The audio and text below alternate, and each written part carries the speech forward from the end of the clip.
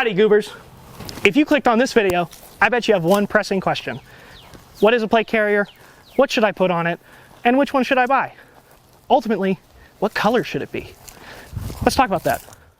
Now, based on my extensive research, humanity has been trying to stop projectile weapons since its inception. This dates all the way back to the 1500s. Now, early versions were designed with iron plates over cloth garments or under them, and this persisted well into the 18 and 1900s. We see this with famous gunslingers like Ned Kelly and the like.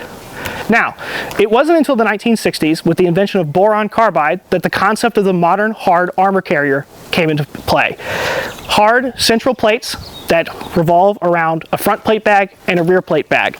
This is what creates the plate carriers of today. Nowadays, it's hard to shake the grip that HESCO has on the civilian market when it comes to plates. However, there are many places that you can get armor plates as well as plate carriers and accessories. I personally run the HESCO L210s. These have now been upgraded to the L212s, I believe, but they're both special threat plates rated up to 7.62 by 39 API, or armor penetrating core rounds. So that brings us on to the plate carriers themselves. What do? Well, they do as the name suggests. They carry plates. That's the base function of all of these carriers on the table. They all consist of a front plate bag and a rear plate bag. Now, breaking down what we have on all these different plate carriers, I like to look at plate carriers as there's three simple categories. There is your slick / concealment plate carriers, like this Ferro Concept Slickster. These are designed to go under shirts, under hoodies. If you're going to a non-pervasive environment where you feel like you might need it, but you don't want to look like you're wearing a plate carrier, these are a great option. There are things kind of middle of the road plate carriers, like this Cry JPC 2.0, my STT, or the Shellback, that kind of fit the middle ground between not being too bulky, but they get all the stuff done that you needed to get done. There is also a third category. Now, I don't recommend this category for most people. The third category is what I like to call combination plate carriers. They use a combination of ceramic plates as well as Kevlar, side armors, or delt armors, or whatever, to add the most protection for the user. Now, why I don't recommend these is that they will never make up for, in weight and the lack of maneuverability, what they will make up for in protection. Sure, all of your cool delt plates, your ballistic collars, and your groin protectors all look great, but ultimately, if you can't run around in them for that long and you get super hot, it won't do you very good. So for most people, I recommend the first two, whether the slick or the more built up. Unless you plan on role-playing the Juggernaut from Modern Warfare 2, I can assure you, no amount of armor is necessary. Now, it's worth considering that these plate carriers all exist kind of on a spectrum with each other. Obviously, your slickest plate carriers can be built up with things like placards and danglers, as well as back panels and whatever, to be a little bit less slick than they started. And all of these plate carriers start with no pouches in the front. So really, with any upgrades or downgrades, most plate carriers in this range can do almost anything you might need. It's worth noting that when I first bought my Slickster, I started with the Spiritus Microfight rig on it to expand the capabilities, as well as a dangler. Now, this one is a slick back, so I've never put anything on the back here, but it is worth saying that they have a Molly version as well as aftermarket things that can be added to the slick backs to make it. Now, that brings me to my current plate carrier that I run today. This is a First Spear STT. I've put this together over a couple years, countless range sessions, a couple of milsim events. It's just the combination of everything I've learned when running plate carriers for comfort, for usability, for everything that you might need when it comes to carrying ammo, carrying medical, and carrying armor. Breaking it down on the front. For starters, we have the T-Rex Arms S-Tac combination Kiwi carrier. Carries 3 mags. I really like this because the Kydex inserts keep these mags nice and clean. They keep them really easy to take out as well as insert. And they're just nice and firm. It's not jumping around, you're not fighting it. Like with something like this Cry that uses a little bit more elastic, there's some give to it. There's not that much with this. Going down the front, I have my Ferro Concepts knife in this kind of Nairobi dangler thing that I modified off of a Ferro Concepts wing thing. Quick note about this Ferro Concepts knife. It's made by Flatline Hard Goods. It's also smoking hot in the sun today. I have number 227 out of 300. This thing's nice. I personally run more sustainment knives, Mora knives, Your bushcraft knife's on the belt, so it's nice to have kind of a combat knife right there in the front that you can grab. Now, moving further down, this is the most controversial part for a lot of people on my plate carrier. I have the T-Rex Arms Wallaby pouch. Now, this is based off of the Australian military's design with these frumpies, as I like to put it, the front dump pouch, frumpy. And for a lot of people, I get it. It's big, it's bulky, it takes up a lot of space, but for me, simply put, there's not much else that I would put there. Now, I found myself throwing almost anything in there. I like to run a dump pouch on my belt as well, but when it comes to just mags, grenades, water, whatever it could be, you can put just about anything in these giant frumpies and it'll soak it up. You won't even notice it's there until you reach in. It's like magic. Now, moving on to the side, I have a pouches of shame, as I like to put it. Now, I understand that most people like to run your Gucciest of Gucci brands and your real pouches. I understand that. I also have yet to see a pouch disintegrate in my hands because it wasn't laser cut. Maybe you have. If you have, you can let me know. Now, I have a knockoff Blue Force Gear 10-speed pouch just for 2 extra, just kind of on the side. It's nice under the arm. It doesn't get too much in the way. It's a little uncomfortable, but you get used to it. And this is also where I keep my radio. Now, for me, I don't fiddle with my radios once I turn them on. I get the frequency we're running and I leave it. I have it routed through the back and up through the shoulder pad to my PTT, which goes into my walkers on my helmet. And that's kind of what works for me. I see a lot of people, like on my brother's carrier, on other carriers that have their radios kind of in the front, which is perfectly acceptable if you're fiddling with them, if you need to turn them up and down all the time. I like to set it and forget it. Moving to the other side, flipping it around, I have an IFAK kit. Now, this is generally, when it gets to the sides and the backs, these are the pouches you're looking at for friends using. These are the pouches that you can access if you need them, but it gets to the point where reaching around and trying to find the spots and the zippers can get pretty difficult. So this is an IFAK I have for my friends. This is if I go down, that's what that's for. Hold up, this Mozambique drill is dedicated to all the single moms out there. What's up, ladies?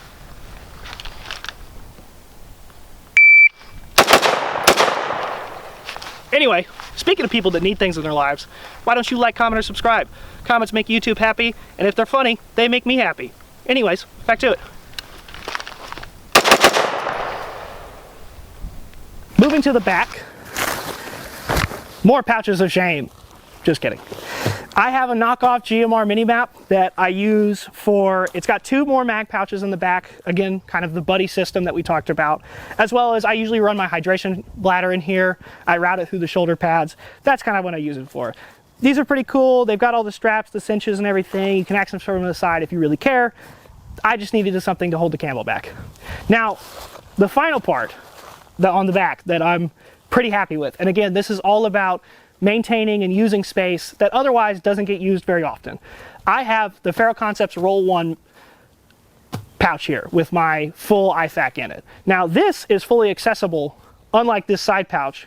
From either side you can pull it, and it's got all the medical stuff that I might need in case of an accident, whatever happens on the range.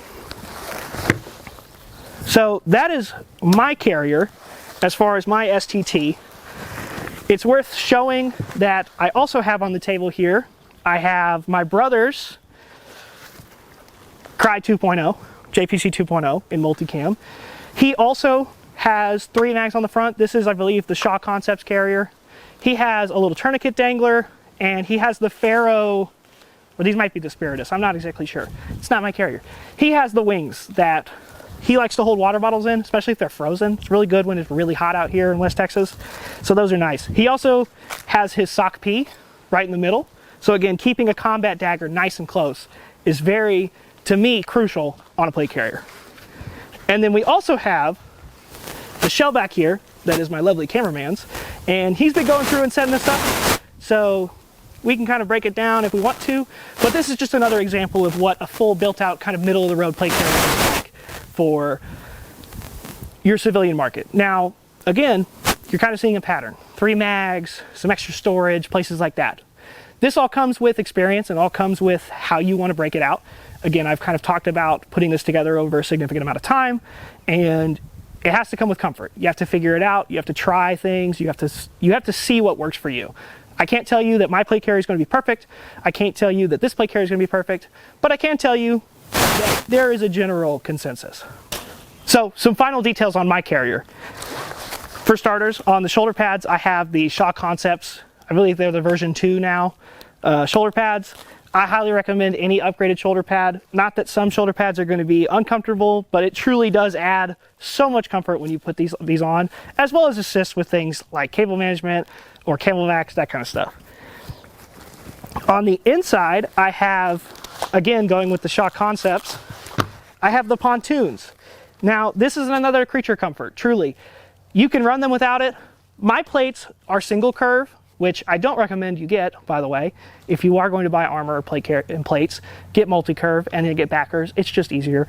But I run these pontoons because it keeps it nice and cool. It allows airflow through, and it just keeps it more comfortable. It puts some space between you and the plate. So, last thing on my carrier. I have tubes. Now, these can be pretty controversial. Some people like them, some people don't.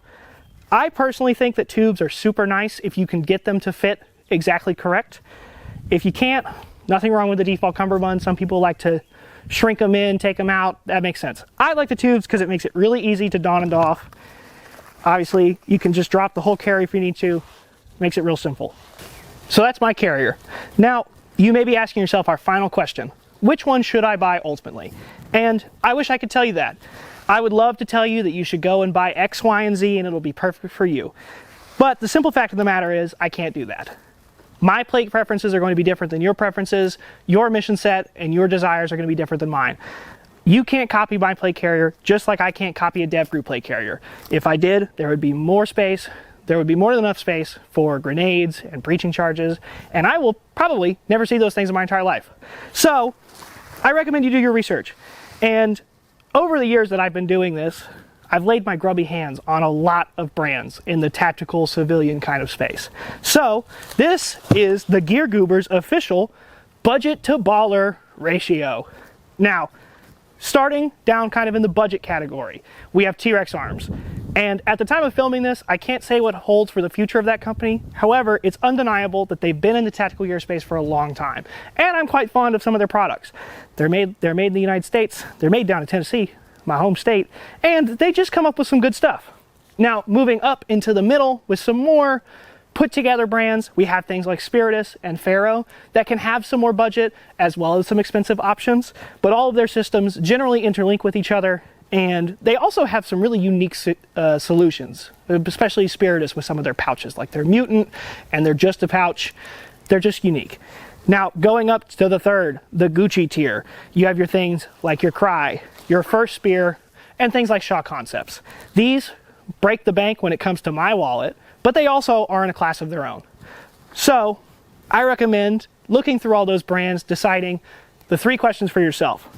How much can you spend on the plate carrier? What do you need the plate carrier to do? And ultimately, what are you going to be using it for? Are you going to be using it for self-defense, where you need it to quickly throw on and not be too conspicuous, or are you going to be using it for more range time, for more milsim events, or more direct action kind of stuff? Ultimately, the most important question is how much can you spend on it? Simply put, if you spend all this money on a cool plate carrier, which is expensive, if you spend all this money, are you going to have money to train? Are you going to have money to buy mags? Are you going to have money to buy the pouches? If you put this cool plate carrier together and you don't have anywhere to shoot it, and you don't have time to shoot it, or you don't have the bullets, why'd you do it? Ultimately, get training. That comes first. Training, shooting classes, range fees, all of that is more important than looking cool. Don't get me wrong, looking cool is cool, but train first. Finally, thank you for watching my video. It truly means the world to me that you would sit through my entire autistic rant about nylon. Why not leave a comment, like or subscribe if you enjoyed the video. I'm hoping that we can continue this project. We can continue getting good content to y'all. Tune in next time when I talk about the plate carrier's anemic sustainment cousin, the chest rig. Thanks, y'all. Stay gooberin'.